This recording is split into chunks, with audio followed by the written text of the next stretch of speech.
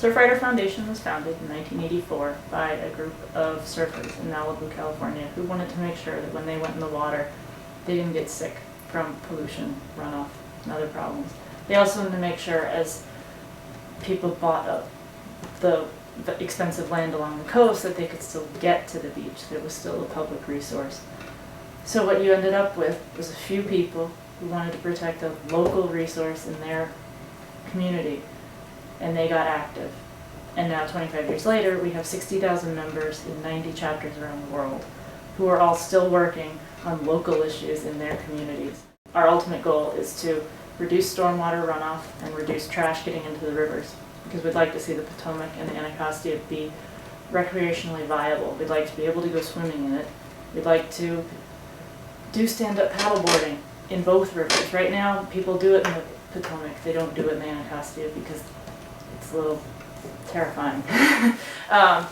We have rowers in our membership who say that when they paddle in the Anacostia, they can hear cans and bottles hitting their oars.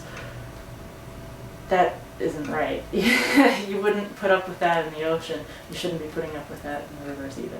You have tiny little pieces that look like plankton, and then fish, little fish that eat plankton, eat that, and then bigger fish eat them, and birds eat them, and other fish are eating the littler fish, and you get sharks. And so what you end up with is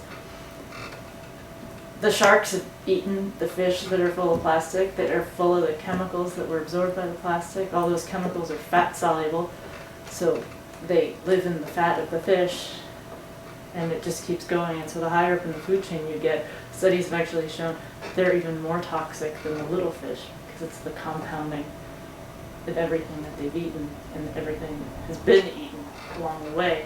And if we're the top of the food chain, you can guess where we're headed. I think the act is more about behavioral change than anything else. I think that the fee is optional. You don't have to buy a bag. You can bring a bag. You can carry your items out in your arms, or bring a box, or get creative. But it's about placing a value on that bag, that on the consumable product. It's not free now.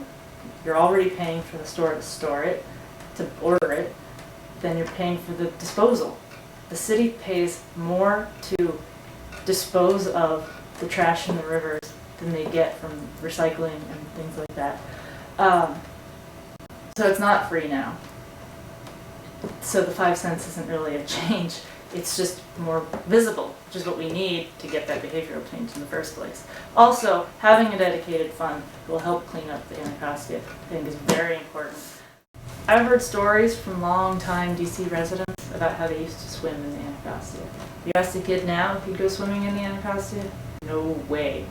We won't even get, our members won't even go in it for a paddle event.